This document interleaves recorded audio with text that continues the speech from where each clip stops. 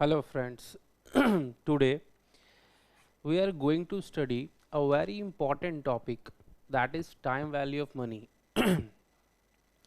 This topic is relevant for your CA, CMA or CS intermediate, or you can say in final also, because this is a base of, you can say, financial management.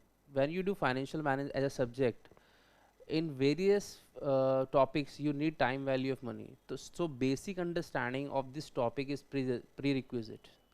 Okay, even when you do your graduation program, in that also you would find a topic called time value of money. So we can say the topic of time value of money has a significant role in your financial management subject. Okay, time value of money, जैसा कि नाम से पता लग रहा है, क्या कहता है समझिएगा, टाइम वैल्यू ऑफ मनी, यानी कि मनी की टाइम के अकॉर्डिंग वैल्यू। ठीक है, इस बात को हम समझने के लिए बहुत ही बेसिक से एग्जांपल से शुरुआत करते हैं कि मान लीजिए मैंने आपसे आज 1,000 रुपये लिए, बोरो किए, आपसे 1,000 रुपये बोरो किए आज, ठीक।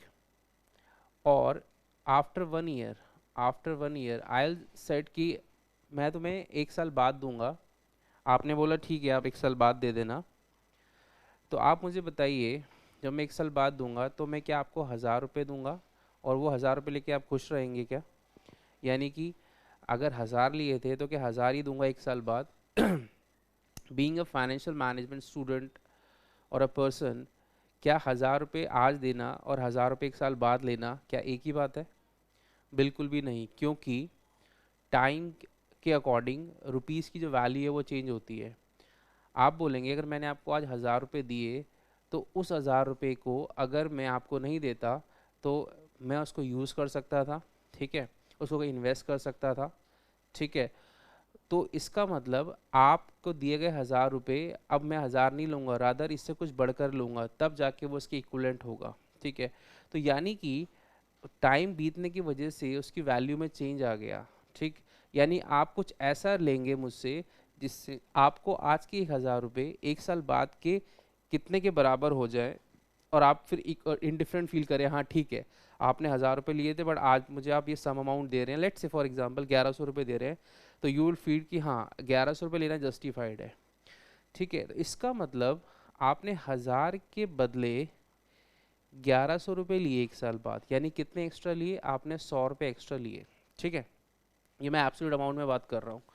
अगर मैं इसको ऐसे बोलता कि सर मैं आपको 1,000 रुपये आज दे तो दूंगा, लेकिन 1 साल बाद मैं आपसे 10% एक्स्ट्रा लूँगा, 10% एक्स्ट्रा लूँगा, यानी कि बात तो वही है, 10% एक्स्ट्रा अगर आप ऐड करेंगे तो इट इज़ 1,100, ठीक है।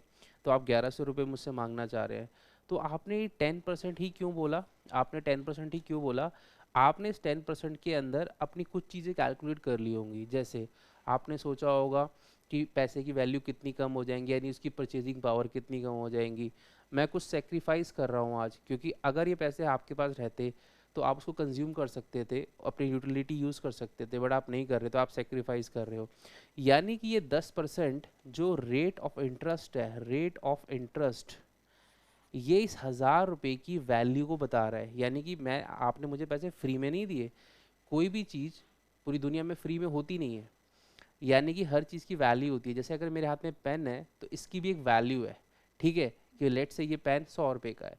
इसी तरह अगर मैंने आपको 1,000 रुपये दिए तो मैं आपको फ्री में 1,000 रुपये नहीं दूंगा, इसकी मैं एक वैल्यू लूँगा, और ये वैल्यू उसका इंटरेस्ट है। यानी we can say interest is the value of money, value of money, यानी पैसे की कीमत क्या होती है? इंटरेस्ट होता है, ठीक है।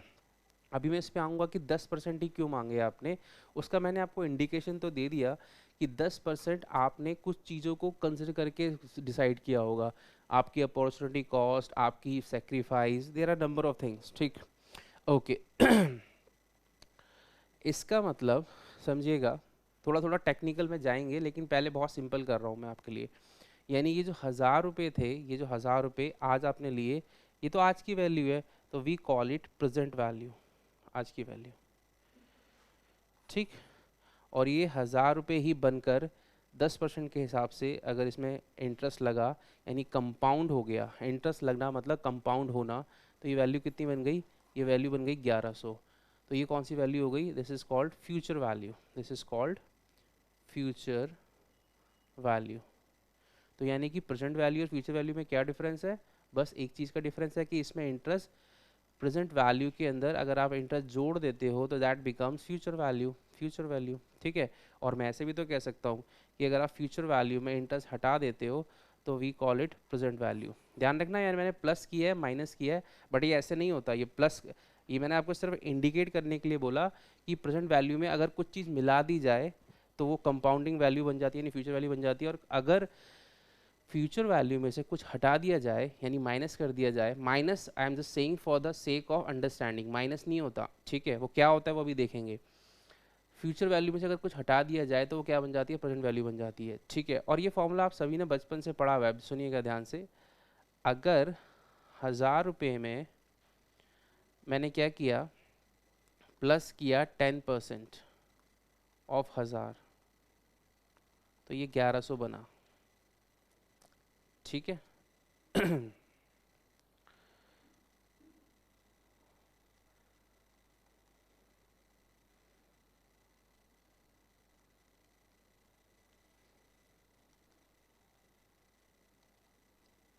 राइट, इसका मतलब ध्यान दीजिएगा, अब मैं इसको सिंबल्स की फॉर्म में लिख रहा हूँ, ये प्रेजेंट वैल्यू है, ये 1 + r है।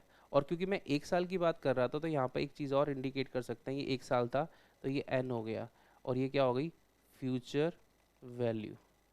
बस यही तो बेसिक फॉर्मूला है जो आप पहले भी पढ़ चुके हैं, छोटी क्लासेस में भी पढ़ते थे, कि अगर आप एक प्रिंसिपल अमाउंट में इंटरेस्ट को इन बिल्ड करेंगे तो वो बन जाएगी फ्यूचर वैल्यू। तो मैंने बोला प्लस नहीं करते, इन ये मैंने क्या बना दिया, इससे मैंने इसको यूज़ किया, यानी प्रेजेंट वैल्यू के अंदर अगर इंटरेस्ट के फैक्टर को, ध्यान देना वर्ड पे, इंटरेस्ट के फैक्टर को मल्टीप्लाई किया जाए तो वी गेट फ्यूचर वैल्यू, ठीक है। इंटरेस्ट के फैक्टर को मैं क्या बोल रहा हूँ, ध्यान देना, मैंने इंटरेस्ट को 10% को तो नहीं मल्टीप्लाई किया, रादर मैंने एक फैक्टर बनाया। फैक्टर क्या चीज़ है, 1 + r, यानी कि 1 प्लस, जैसे 10% का रेट था तो 0.10, यानी कि ये जो 1.10 बना, ये 1.10 बना, इसको बोलते हैं इंटरेस्ट रेट फैक्टर। तो यानी कि अब कैलकुलेशन क्या हुई, अगर प्रेजेंट वैल्यू के अंदर इंटरेस्ट फैक्टर को मल्टीप्लाई किया जाता है तो वी गेट फ्यूचर वैल्यू। तो एट द सेम पॉइंट, अब सुनना ध्यान से, बहुत इंपॉर्टेंट है, क्योंकि फॉर्मूला एक ही है, फॉर्मूला इनफैक्ट कोई है ही नहीं, कॉन्सेप्ट है कि अगर मुझे इसी कॉन्सेप्ट से फ्यूचर वैल्यू तो पता लग गई, अगर मुझे प्रेजेंट वैल्यू पता हो, यानी कि मैं आपसे कहूँ कि मुझ पे आज मेरे को एक साल बाद 1100 रुपये मिलने वाले हैं, तो उसकी आज वैल्यू क्या होनी चाहिए, ठीक, इसी को तो प्रेजेंट वैल्यू बोलते हैं। तो आप क्या बोलेंगे, अब यहाँ से तो दिख रहा है कि 1100 एक साल बाद वाले आज 1000 होते हैं, बट अगर इसको हम सिम्बॉलिकली करें तो कैसे होगा, ये कुछ इस तरह से हो जाएगा कि आप बोलेंगे, आप एक काम करो ना, फ्यूचर वैल्यू प्रेजेंट वैल्यू को इधर ही रखो, फ्यूचर वैल्यू है ना, ये इंटरेस्ट फैक्टर नीचे ले आओ, ध्यान देना मैं इंटरेस्ट नहीं लिखना नीचे, इंटरेस्ट फैक्टर लिख रहा हूँ। यानी कि अल्टीमेटली कॉन्सेप्ट क्या बना, प्रेजेंट वैल्यू के अंदर अगर interest factor, this is called interest rate factor, ठीक है, interest rate factor, interest factor है ये। इंटरेस्ट मैं बार बार इसलिए रिपीट कर रहा हूँ कि कंफ्यूजन ये ना हो जाए कि मैंने 10% मल्टीप्लाई किया है, मैंने 1 प्लस जो आर है इसको बोलते हैं इंटरेस्ट फैक्टर, उसको मल्टीप्लाई किया है। तो अगर प्रेजेंट वैल्यू में इंटरेस्ट रेट फैक्टर को मल्टीप्लाई किया जाता है तो it become future value, future value. और बिल्कुल इसी तरीके से अगर प्रेजेंट वैल्यू को, अगर सॉरी फ्यूचर वैल्यू को डिवाइड कर दिया जाए 1 + r से तो क्या बन गया, प्रेजेंट वैल्यू। ये तो इसी फॉर्मूले से निकल आया ना, इसका मतलब फॉर्मूला तो एक ही है कि अगर आपने प्रेजेंट वैल्यू में मल्टीप्लाई किया तो आपको फ्यूचर वैल्यू मिला। मल्टीप्लाई करना यानी कि प्रेजेंट वैल्यू में कुछ मिलाना इज कॉल्ड कंपाउंडिंग, ठीक है। इसी तरह फ्यूचर वैल्यू में से डिवाइड करना यानी कि जो मिली हुई चीज़ है उसको हटाना। ऐसा क्यों बोल रहा हूँ, जब 1100 रुपये में से आप 1 + r यानी कि 1100 1 + 10 डिवाइड कर रहे हो, आप पता है क्या कर रहे हो, इसमें से इंटरेस्ट कंपोनेंट को हटा रहे हो, तो ये पता है कितना आएगा, 1000 रुपये। इसका मतलब अगर इंटरेस्ट फैक्टर को डिवाइड किया जाए तो वी गेट प्रेजेंट वैल्यू, और अगर इंटरेस्ट फैक्टर को मल्टीप्लाई किया जाए तो वी कॉल फ्यूचर वैल्यू, और इसी को हम बोलते हैं कंपाउंड वैल्यू। और इसी को हम बोलते हैं प्रेजेंट वैल्यू। मतलब अगर आपने प्रेजेंट वैल्यू में इंटरेस्ट फैक्टर को मल्टीप्लाई किया, ये जो वैल्यू आएगी इसको हम क्या बोलेंगे, फ्यूचर वैल्यू। इस कॉन्सेप्ट को हम क्या बोल रहे हैं कि हमने इसको मल्टीप्लाई किया, कि हम कंपाउंडिंग कर रहे हैं। हम क्या कर रहे हैं, कंपाउंडिंग। और जब हम future value divided plus one plus R यानी इंटरेस्ट फैक्टर को डिवाइड कर रहे हैं और हमें क्या मिलेगा, प्रेजेंट वैल्यू। ये तो यहीं से निकला है ना। तो हम क्या कर रहे हैं, बेसिकली हम कर रहे हैं डिस्काउंटिंग। बहुत सारे स्टूडेंट में कंफ्यूज होते हैं एक चीज़ में, इसको डिस्काउंट क्यों बोलते हैं, डिस्काउंट क्यों बोलते हैं। डिस्काउंट का मतलब क्या होता है, किसी चीज़ को कम करना। डिस्काउंट करना मतलब कम करना। तो देखो ना, हम 1100 रुपये डिवाइड बाई करके 1000 रुपये निकाल रहे हैं, यानी कि उसमें से इंटरेस्ट फैक्टर को हटा रहे हैं। बिल्कुल सिंपल लैंग्वेज में अगर समझना है तो वी कैन से ब्याज को हटाना। ब्याज को हटाना मतलब डिस्काउंट करना यानी प्रेजेंट वैल्यू निकालना। ब्याज को लगाना मतलब ब्याज को जोड़ना, मतलब कंपाउंडिंग करना यानी फ्यूचर वैल्यू निकालना। It is as simple as that. समझ में आ गई बात। तो मैंने आपको अभी बिल्कुल सिंपल वर्ड्स में सिर्फ ये बताया है, सिंपल वर्ड्स में ये बताया है कि आपको क्या करना होगा। या तो आप इंटरेस्ट फैक्टर को मल्टीप्लाई कर रहे होंगे या डिवाइड कर रहे होंगे। मल्टीप्लाई कर रहे होंगे किस लिए, कंपाउंडिंग के लिए। डिवाइड किस लिए कर रहे होंगे, डिस्काउंटिंग के लिए। डिस्काउंट करना हटाना, कंपाउंड करना बढ़ाना। समझ आया, फॉर्मूला एक ही है। उसी को हम जब हम मल्टीप्लाई करते हैं तो वो दिखता है कि हम मल्टीप्लाई करके कुछ निकाल रहे हैं, और जब उसको दूसरी तरीके से लिखते हैं तो वो डिस्काउंटिंग वाला फॉर्मूला दिखता है। समझ में आ रही है बात, ठीक है। इसमें पावर का क्या रोल है, आप समझ पा रहे हैं। जैसे मैंने आपसे कहा 1000 रुपये 10% रेट ऑफ इंटरेस्ट के हिसाब से 1 साल बाद इतने होंगे, तो 1 की वैल्यू कुछ फ़र्क नहीं पड़ा, इसलिए सीधा 1100 आया। अगर मैं आपसे ये कहता नहीं नहीं मुझे 2 साल बाद बताओ, तो यहाँ पे पावर 2 कर देता, तो उस हिसाब से वैल्यू आ जाती। बिल्कुल इसी तरीके से अगर मैं आपसे कहता हूँ कि मेरे पास 1100 रुपये हैं, मुझे जो मिलने वाले हैं 2 साल बाद, उसकी आज वैल्यू क्या होगी, तो मैं क्या करूँगा, डिस्काउंट करूँगा। ध्यान देना वर्ड पे, क्या करूँगा, डिस्काउंट। तो जो नीचे पावर आएगी 1 + r, वो तो सेम ही फॉर्मूला है ना, आप समझ पा रहे होंगे। इसको डिवाइड करने से आएगा, ठीक है। वो कैसे करना है डिवाइड, वो हम सीखेंगे अभी धीरे धीरे। क्लियर हो गया यहाँ तक बात आपको, ठीक है। अब एक बहुत ही इंपॉर्टेंट बात कि सर आपने 10% ही क्यों लिया, मतलब आप ये 10% डिसाइड कैसे करोगे, ये 10% डिसाइड कैसे करोगे। तो मैंने आपसे कहा एग्जाम्पल में कि आपने मुझे 1000 रुपये दिए और आप कह रहे हो कि सर मुझे 1100 रुपये चाहिए वापस। तो अपने 1100 रुपये को कैलकुलेट करके किया, कैसे कैलकुलेट किया, आपने बोला 10% चाहिए मेरे को इनसे। तो 10% क्या है, एक्चुअली 10% आप 1000 रुपये की कीमत मांग रहे हो मुझसे। तो मैंने आपको जैसे बताया, interest is the value of money. Value of money यानी पैसा फ्री में तो मिल नहीं रहा, पैसे की कीमत है, वो कितनी है, 10% है, ठीक है। समझ आ गई आपको ये बात, तो ये 10% इसकी कीमत है। अब पॉइंट आता है कि आपने 10% पे पहुंचे कैसे, कोई क्राइटेरिया तो होगा उसका भी मैंने आपको एक हिंट दिया था अभी। क्या क्या हिंट दिया था, एक सेकेंड।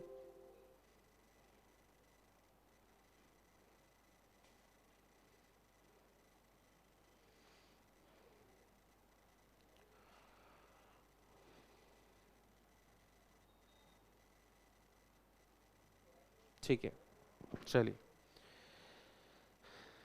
ये जो 10% है, 10% is for only for symbol, कि मैं 10% क्यों ले रहा हूँ, कोई भी इंटरेस्ट रेट आप ले सकते हैं। ये जो इंटरेस्ट रेट होता है, यानी कोई भी जब इंटरेस्ट रेट होता है, यानी कि जब भी आपसे कोई चीज़ डिमांड की जा रही है कि मुझे 10% चाहिए, मुझे 5% चाहिए, मुझे 20% चाहिए, मुझे 15% चाहिए, वो कैसे आता है, उसको we call it components of interest rate. कि ये इंटरेस्ट रेट बना कैसे है, बनता कैसे है। और इंडिकेशन मैंने आपको क्या दिया था, इंडिकेशन क्या दिया था मैंने आपको, कि वो 2-3 चीज़ों से मिलके बनता है, ठीक है। इनफैक्ट वो 3 चीज़ों से मिलके बनता है। पहला है opportunity cost. Opportunity cost for current consumption. समझ पा रहे हैं कुछ वर्ड, हाँ जी। Opportunity cost for, you can say better word is for sacrifice of sacrifice of consumption। अगर ये 1000 रुपये मैं आपको आज नहीं देता तो मैं इसको कंज्यूम कर सकता था, ठीक है, मैं उससे कुछ खा सकता था, मैं उससे कुछ खरीद सकता था, उससे कुछ खरीद के पहन सकता था, ठीक है, ओके। तो वो जो मैंने चीज़ सेक्रीफाइस करी, उसके बदले में आपसे अब मैंने अपने उस कंजम्पशन को डिले कर दिया। आप समझ पा रहे हैं? मैं उससे आइसक्रीम खरीद के खाने वाला था, लेकिन मैंने नहीं खाई। मैंने कहा नहीं, चलो कुछ इस मैं अभी सेक्रीफाइस करता हूँ, अभी इस पैसे को कहीं इन्वेस्ट कर देता हूँ। भाई आपको उधार देना मेरे लिए तो इन्वेस्टमेंट ही हो गई ना। तो वो मैंने जो सेक्रीफाइस किया अपनी करंट कंजम्पशन का, उसके बदले में मैं आपसे कुछ चाहता हूँ।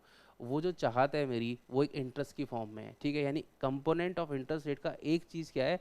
Opportunity cost for sacrifice of current consumption. Let's say 5%, यानी ये 10% में से 5% तो मैंने इस चीज़ के मांगे हैं क्योंकि मैंने अपनी करंट कंजम्पशन को सेक्रीफाइस कर दिया।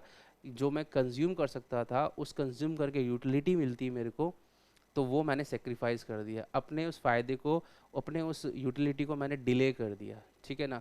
आप बोलेंगे डिले क्यों कर दिया? भाई सिंपल सी बात है, मुझे कुछ मिल रहा है तो मुझे लग रहा है यार खा के क्या करूँगा, चलो ठीक है इन्वेस्ट कर देता हूँ, या ये यूज़ करके क्या करूँगा, ठीक है मैं इसको बाद में यूज़ कर लूँगा, अभी कुछ मिल रहा है इसके बदले, तो यानी मैं सेक्रीफाइस करने के लिए तैयार हूँ, बशर्ते मुझे कुछ मिले, ठीक। Every person is rational if he gets something out of his sacrifice, he may get interested कि हाँ ठीक है यार कुछ मिल तो रहा है तो चलो कर देते हैं, ठीक। This is the first component of your interest rate, that is opportunity cost of sacrifice of current consumption, right, okay. दूसरा दूसरा मैं आपसे और क्या चाहता हूँ?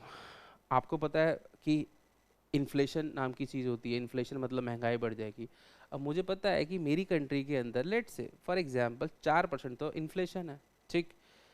अभी मैं एक हाइपोथेटिकल फिगर ले रहा हूँ, अभी एग्जैक्टली क्या है और नहीं है वो उसकी बात नहीं कर रहा, कि मैंने माना कि 4%, तो मैंने कहा जो पैसे आप मुझे दोगे 4% एक साल बाद, उसकी तो ऑलरेडी 4% कीमत कम हो चुकी होगी। क्यों? क्योंकि महंगाई बढ़ चुकी होगी। यानी जो चीज़ आज 1000 रुपये की मिलती है, वो तो ऑलरेडी 4% महंगी हो चुकी होगी।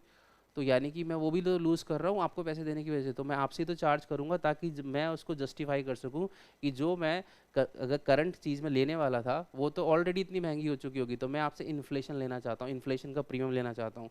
तो यानी कि इंटरेस्ट रेट का इन्फ्लेशन प्रीमियम भी मैं आपसे चार्ज करूँगा। आप समझ पा रहे हैं ये 10 कैसे बन रहा है? अगर मैं आप कहते हैं कि नहीं नहीं इन्फ्लेशन नहीं है, इन्फ्लेशन है ही नहीं, मान लीजिए एक फिगर, आप एक सिचुएशन एस्टिमेट कर रहे हैं, मैं आपसे कह रहा हूँ, अश्योर कर रहा हूँ कि नहीं इतनी इन्फ्लेशन होगी नहीं, तो मैं आपसे ये चार्ज नहीं करूँगा, ठीक है। इन्फ्लेशन नहीं होगी तो मैं आपसे क्यों लूँगा, ठीक है, फिर यहाँ पे कुछ नहीं आएगा। तो लेट से मैं मान के चलता हूँ कि इन्फ्लेशन है 3% ले लेते हैं, ठीक है। तो 5 + 3 8 हो गया। पहली चीज़ मैं आप सेक्रीफाइस कर रहा हूँ, करंट कंजम्पशन 5% मुझे उसके लिए चाहिए। दूसरा मैं इन्फ्लेशन बियर करूँगा, यानी कि वो चीज़ ऑटोमेटिकली महंगी हो जाएगी, तो मैं आपसे 3% उसकी इसके भी लूँगा, ठीक, ओके। और जब भी हम किसी को पैसे देते हैं, इन्वेस्ट करते हैं, तो उसके अंदर रिस्क होता है, दैट इज़ रिस्क किस चीज़ का हो सकता है? डिफ़ॉल्ट का रिस्क। डिफ़ॉल्ट का रिस्क मतलब कि मेरा पैसा कहीं डूब तो नहीं जाएगा, आप दोगे या नहीं दोगे। तो आप बोलोगे आप दे ही क्यों रहे हो? देते तो हैं, फिर भी हम जब किसी कंपनी का स्टॉक खरीदते हैं या हम कहीं इन्वेस्ट करते हैं, किसी को उधार देते हैं, एक रिस्क तो होता है ना माइंड में, यार पैसा हो सकता है। लेकिन मैं उस रिस्क के बदले भी आपसे प्रीमियम चार्ज करूंगा कि भाई वहाँ पे डालना पैसा मेरा रिस्की है, तो चलो इसका मेरे से प्रीमियम दो। भाई रिस्क भी तो ले रहा हूँ, मैं तो रिस्क ले रहा हूँ, इसलिए मैं एक्स्ट्रा चार्ज कर रहा हूँ, ठीक है। तो यानी कि तीसरी चीज़ मैं आपसे क्या ले रहा हूँ? Risk premium. लेट से 2%, 5 + 3 + 8 कितना हो गया? 10%। तो इसलिए मैंने आपसे 10% मांगा। तो आप समझ सकते हैं 10% इज़ अ फिगर। अब मेरे को अगर लगता है कि अब मैं किसी और व्यक्ति को पैसे दे रहा हूँ आपकी जगह, मुझे लगता है यार यहाँ से तो पैसा और ज़्यादा डूबने के चांस लग रहे हैं मेरे को, तो मैंने कहा मुझे कमाना भी है, तो चलो मैं और ज़्यादा प्रीमियम लूँगा। अब मैंने बोला मेरा रिस्क प्रीमियम 4% है, तो ये फिगर ऑटोमेटिकली कितनी आ जाएगी? 12% आ जाएगी। आप समझ पा रहे हैं? तभी तो जो सिक्योर्ड होते हैं और अनसिक्योर्ड लोन होते हैं, उनमें रेट ऑफ इंटरेस्ट डिफरेंस क्यों होता है? जो अनसिक्योर्ड होते हैं वहाँ पे डूबने का खतरा होता है, क्योंकि सिक्योरिटी कोई होती नहीं है, तो वो दे तो देते हैं बट रेट ऑफ इंटरेस्ट ज़्यादा लेते हैं। आप समझ पा रहे हैं लॉजिक? बिल्कुल इसी तरीके से अगर इन्फ्लेशन है, इन्फ्लेशन बियर करनी पड़ रही है, जैसे फॉर एग्जांपल सामने वाला बंदा मुझे बोलता है आप इन्फ्लेशन की चिंता मत करो, इन्फ्लेशन के पैसे जो भी होंगे, अगर होंगे जो भी होंगे, मैं आपको एक्स्ट्रा दूंगा, आप उसको छोड़ो, वो अलग से मैं आपको उसको कंपनसेट कर दूंगा, आप बिना इन्फ्लेशन के बोलो, तो मैं इन्फ्लेशन प्रीमियम में नहीं जोड़ूंगा, मैं बोलूँगा ठीक है फिर मेरे को सिर्फ आप 7% दे दीजिए, ठीक है। बट ये ध्यान रखना, ये तो मैं आपसे लूँगा ही लूँगा, मतलब अगर रिस्क नहीं है तब भी, इन्फ्लेशन नहीं है तब भी। अच्छा, आप बोलेंगे रिस्क नहीं है, ऐसे क्यों बोल रहे हैं, ऐसा होता है? हाँ होता है। जैसे हम गवर्नमेंट सिक्योरिटी, आरबीआई के बॉन्ड्स वगैरह ले रहे हैं, वहाँ पे पैसा डूबने का खतरा नहीं है, तो मैं रिस्क प्रीमियम चार्ज नहीं करूँगा। बट अगर मैं किसी कंपनी का बॉन्ड ले रहा हूँ तो मैं आपसे चार्ज करूँगा, ठीक है।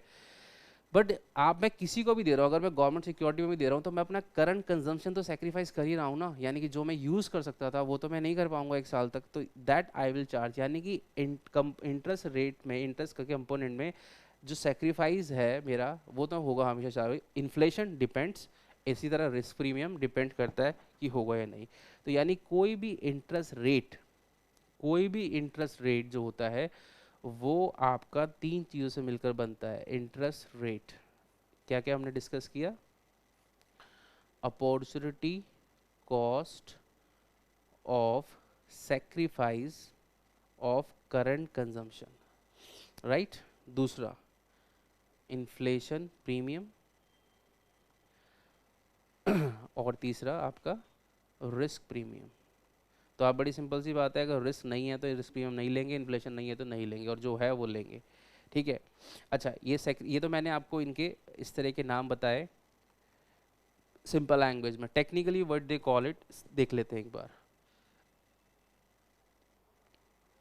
जो ये 5% का रेट मैंने एज्यूम किया था, ये तो मैं आपसे लेने ही वाला हूँ, ठीक है।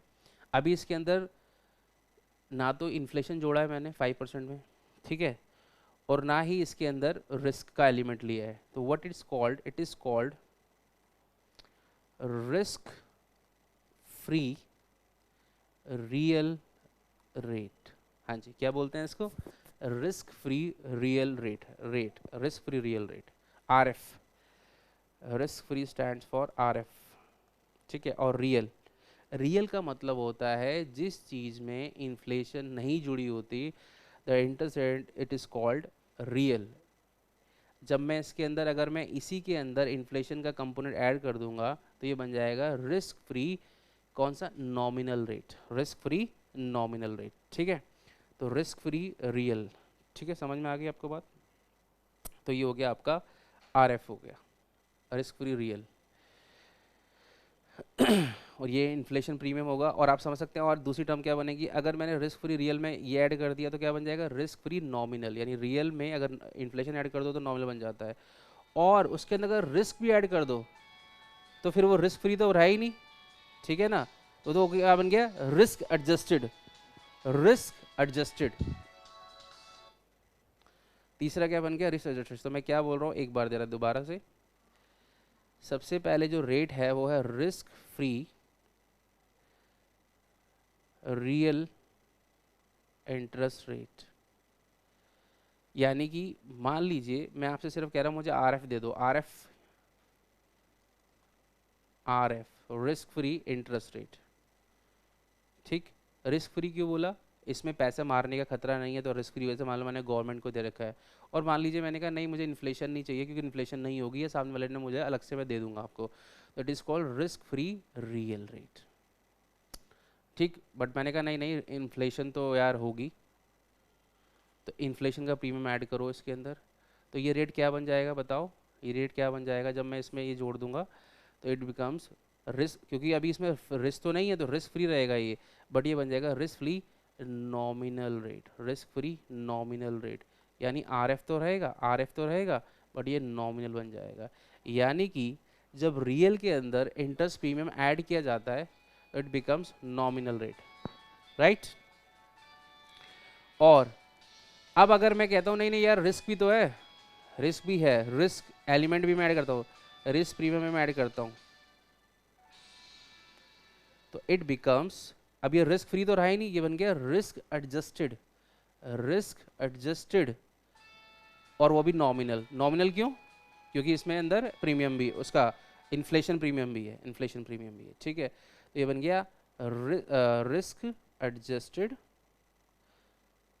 नॉमिनल। तो आप समझ सकते हैं, अगर मान लीजिए, और टर्म्स क्या हो सकती हैं? मैंने कहा रिस्क तो नहीं है, रिस्क तो है बट इन्फ्लेशन नहीं है, इन्फ्लेशन प्रीमियम नहीं है, तो इसका मतलब क्या? मैंने बोला रिस्क तो है, तो इसका मतलब मुझे उसका प्रीमियम ऐड करना पड़ेगा, तो ये बन जाएगा रिस्क एडजस्टेड। लेकिन उसमें प्रीमियम कौन सा नहीं है?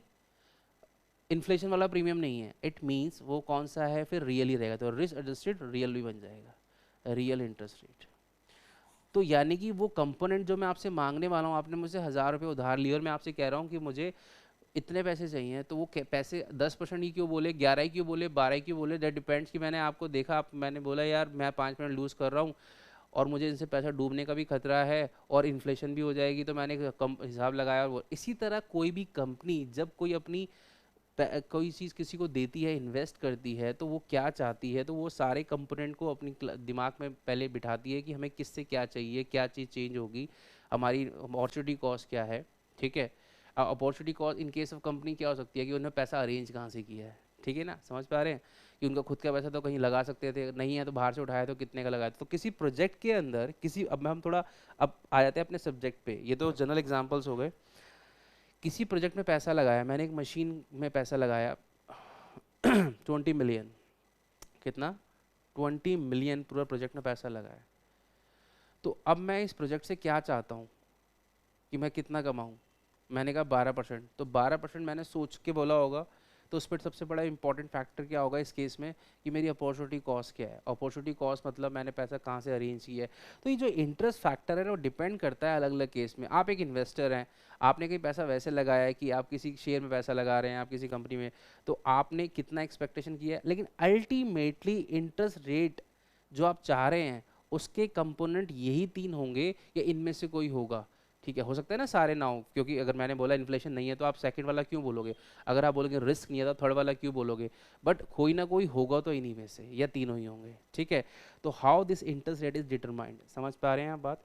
तो हमने अभी सिर्फ इतनी सी बात की है कि प्रेजेंट वैल्यू किसको बोलते हैं, फ्यूचर वैल्यू किसको बोलते हैं, प्रेजेंट वैल्यू कैसे निकालते हैं। मैंने भी एक सिंपल एग्जांपल लिया कैसे निकालते हैं, मतलब अगर आप इंटरेस्ट फैक्टर को मल्टीप्लाई करते हैं तो आप क्या कर रहे हैं, इंटरेस्ट जोड़ रहे हैं, कंपाउंड कर रहे हैं, मिला रहे हैं, that is what is called future value and compounded value.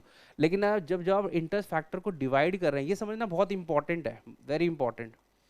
अगर आप इंटरेस्ट फैक्टर को डिवाइड कर रहे हैं तो फिर आप क्या कर रहे हैं, इंटरेस्ट हटा रहे हैं, घटा रहे हैं। घटाना मतलब समझ गए आप, हटा रहे हैं, तो इसलिए हम उसको क्या बोलते हैं, डिस्काउंटेड वैल्यू। एंड और डिस्काउंटेड वैल्यू मतलब आपने बड़ी वैल्यू में से डिस्काउंट करके कुछ निकाल दिया तो आज की वैल्यू आ गई, it is called present value.